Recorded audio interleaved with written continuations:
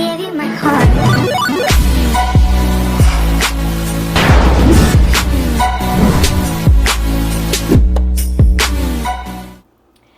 Good morning again. Mama, if your eggs not coming out like this, you doing it wrong, boo. You're doing it wrong, baby. But yeah, so hooked up the eggs. Got my toast. I ain't put the jelly on there yet. It's actually jam. Don't laugh, cause it's the value brand. We in a pandemic, so But anyway, let me eat my breakfast. Good morning. So we are coming from the front desk. The bordello. It's actually you can hear the birds chirping and all that good stuff.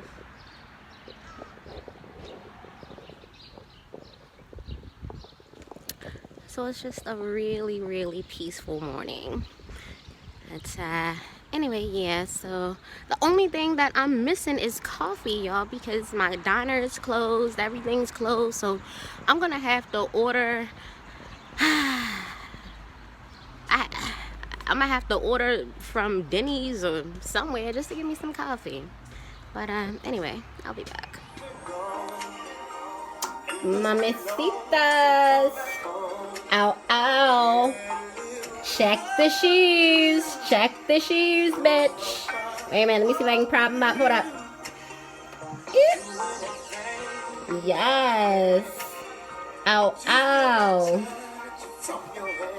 And I'm in a Jodeci mood, bitches. Can I do? Oh, there I go, bitch. There I go, bitch. There I go, bitch. There I go, bitch. Girl. Alright. So I'm going to do this quick little money count for y'all. And then we going to take it to the bank. Because I don't care what they saying on the news. They saying that they are going to stop and postpone evictions and all of this good stuff, but we still got bills to pay. So let's do this little money count real quick.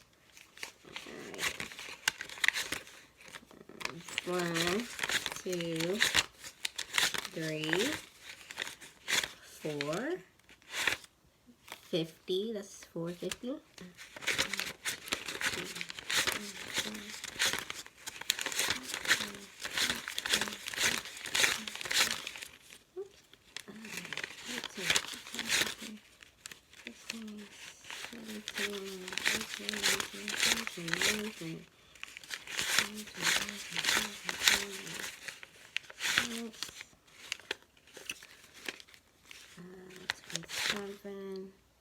All right, 27. 15, 27. Wait, I'm getting my math together. Yeah, that's 5. Okay, yeah, 550. Okay, yeah, so that's 550. It's 450. So that's $1,000. It's $1,000. So not bad. But wait. I think there's more, bitch. Bow.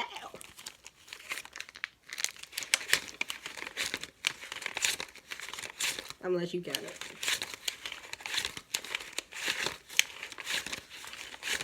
Okay.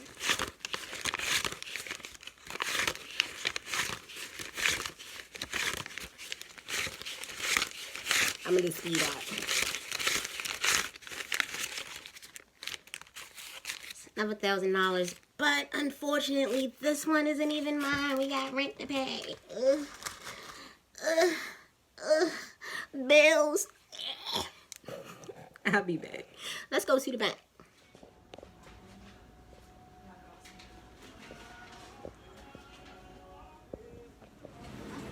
Yeah. Oops, excuse me. They just left the bank. I'm in the market now. And so far things seem to be stopped. But anyway, I did, y'all. I had a taste for Oh my god, this would be so good. And I know it's not necessarily all the way in season, but I can see. Alright, so I'm gonna get the watermelon and just some other, you know, things that I had a taste for.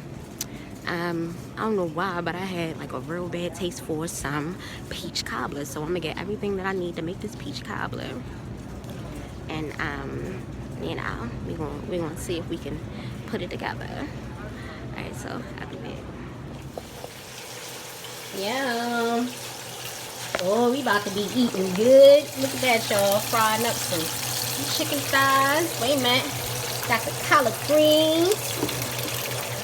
Hold on, let's see what else we got. I got some more, make some more chicken. I had bought that because I was hungry, y'all. Don't pay that no mind.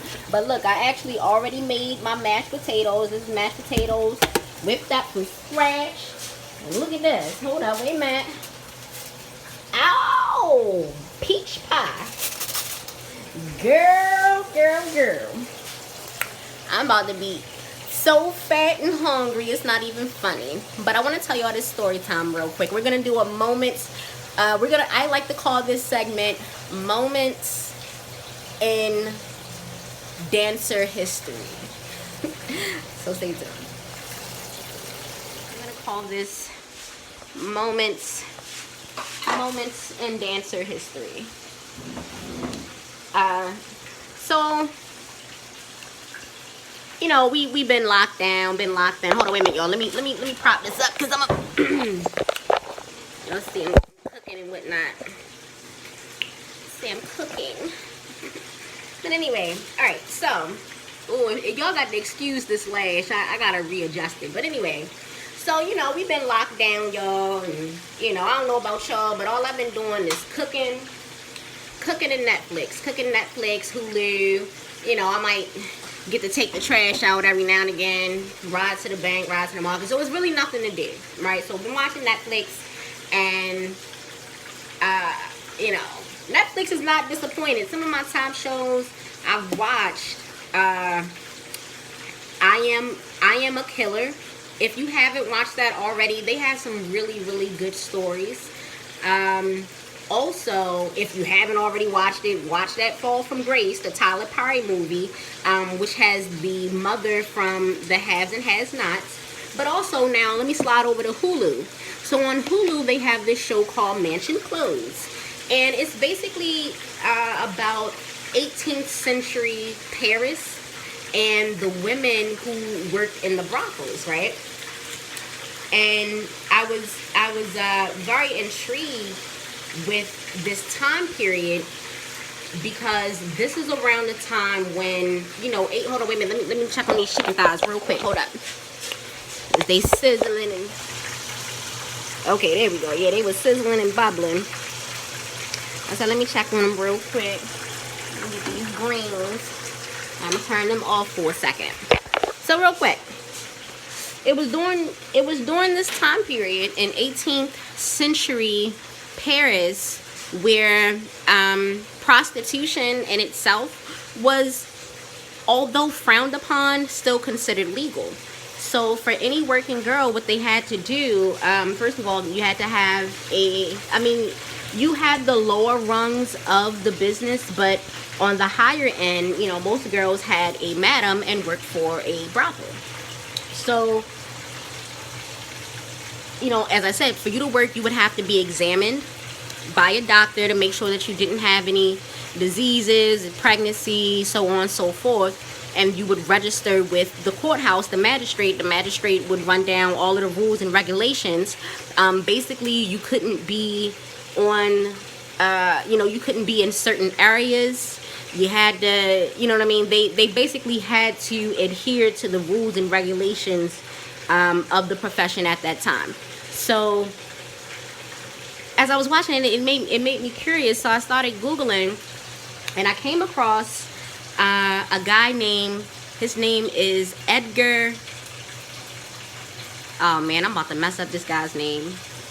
Let's call him Edgar Gaines. Okay, we're gonna call him Edgar Gaines, but he's most famous for these portraits that he would do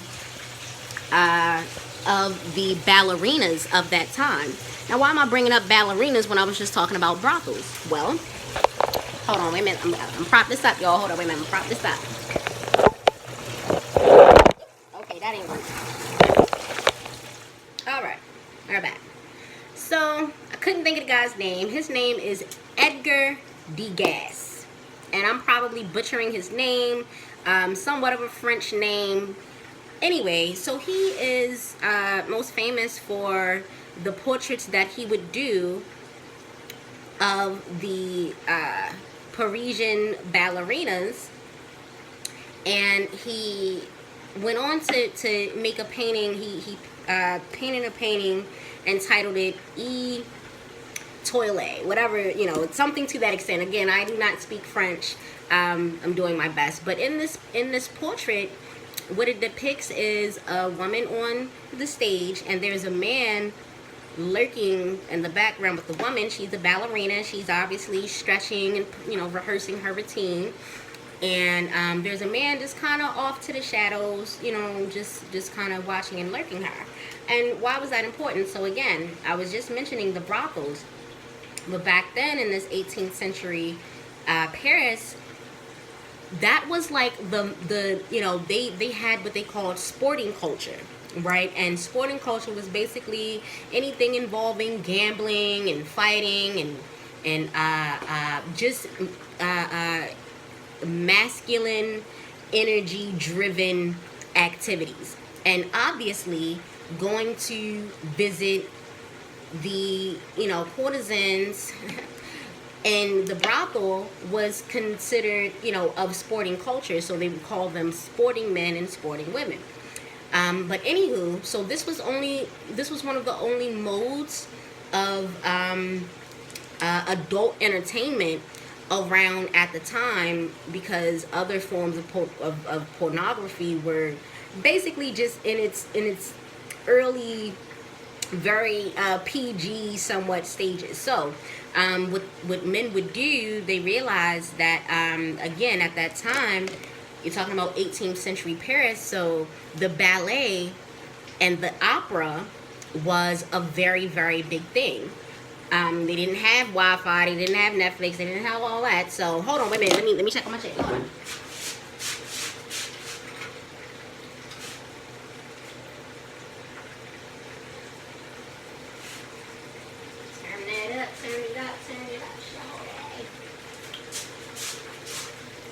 Okay, yes, so this was, you know, a big deal at the time. The opera, the ballet, those were the acceptable, you know, more acceptable forms of and I'm sorry, excuse me, I don't mean to say acceptable, but those were the, how can I say it? It was the seemingly harmless modes of entertainment. But what they did was, wealthy men who pretty much had invested into these establishments, what they started to do was they started, in terms of the architecture of the building, started to design it to more so cater to the gentlemen who would attend the ballet. And why, you thinking to yourself, why is these men trying to attend the ballet? Well, back then, again, women were very covered up. You know, they had the bustles and the bonnets and the gloves and the hats, and you know what I mean. This is 18th century Paris, so just think about it. 1860, women are still wearing bustles and garbs and just they're fully covered up to their necks pretty much. So when women would go to the ballet, here you would see, you know, these pretty much, for that time period, scantily clothed women looking very graceful and dancing and flowing around and you know, just very elegant or whatever. So these men, they found a way to exploit that, because at that time, as I said, the ballet was a big thing. So you had a lot of women who aspired to be dancers. They aspired to be ballerinas. Some came from wealthy backgrounds and others didn't. And for the ones that didn't, you know, the training process of becoming a ballerina, whether you were rich or poor, was a rigorous process in itself. And you know, so for the girls who maybe didn't have a large support system and financial backing, you know, you could kind of tell them apart. And they called them the petite rats, because these women sometimes would be, you know, maybe scrawny. Oh, because the training, like I said, was rigorous, so women would start training from a young age.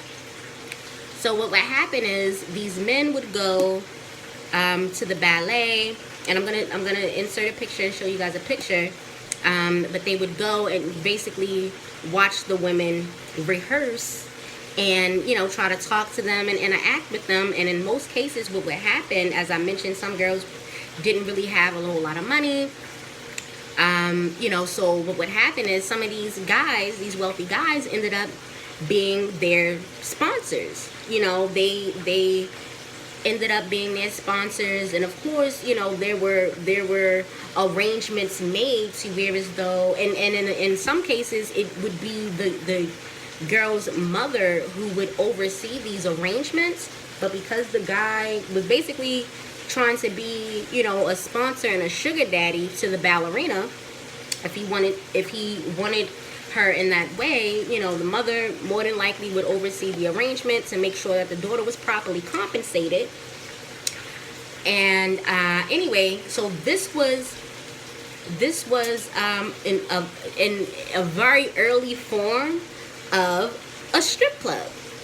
Why? Because you had the ballerinas on stage who were scantily clothed, for what would be considered scantily clothed at that time, because they had on little, you know, leotards and, you know, little skimpy camisoles and things like that. So the men were allowed to see way more than they would have been able to see on the streets. And for this, they were willing to sponsor these ballerinas and pay for their schooling, pay for their housing, pay for their meals. Okay, so and they called some of them the La Petite Rats, the Petite Rats, or something to that nature. Again, because some of the young girls were, you know, they didn't really come from good backgrounds and all that stuff. But anyway, so I just thought that was really, really interesting. 18th century strip club. Bam, there you go. You can look it up for yourself. Again, his name is Edgar Degas, and he did the painting El Toile. And in this painting, it shows the man in the background being all creepy, or is seemingly being creepy, but really he's watching the ballerina do her rehearsal, and is probably you know, anticipating to try to talk to her and, you know, see if he could maybe you know, help to support her in some type of way. But anyway, so guys, I know that this vlog has been very different because we're not in the club. We've been in the bordello. We've been here. We've been cooking. We about to eat real good. You know, it's definitely been, it's taken some adjusting. It's taken some adjusting to get used to this new normal. And then look, y'all, oh my god, my nails, look at that, y'all. I need a filling so bad. Oh my god, I need a filling so bad. But you know what, I actually found a lady on Facebook. Her name is D Mobile Nails, if you're here in Baltimore. But anyway, I'm gonna hit Miss D up to see if she can come to my house and get these nails together. But anyway, all right, y'all, so I'm gonna let y'all go for now. I got this pie sitting next to me right here. I got the chicken frying, got the collard greens going, the mashed potatoes. Oh, I ain't even show y'all the gravy. Girl, got the gravy. I already made the gravy for the mashed potatoes. Girl, I'm about to eat so good. But anyway, until next time, y'all. Mwah. Give you my heart.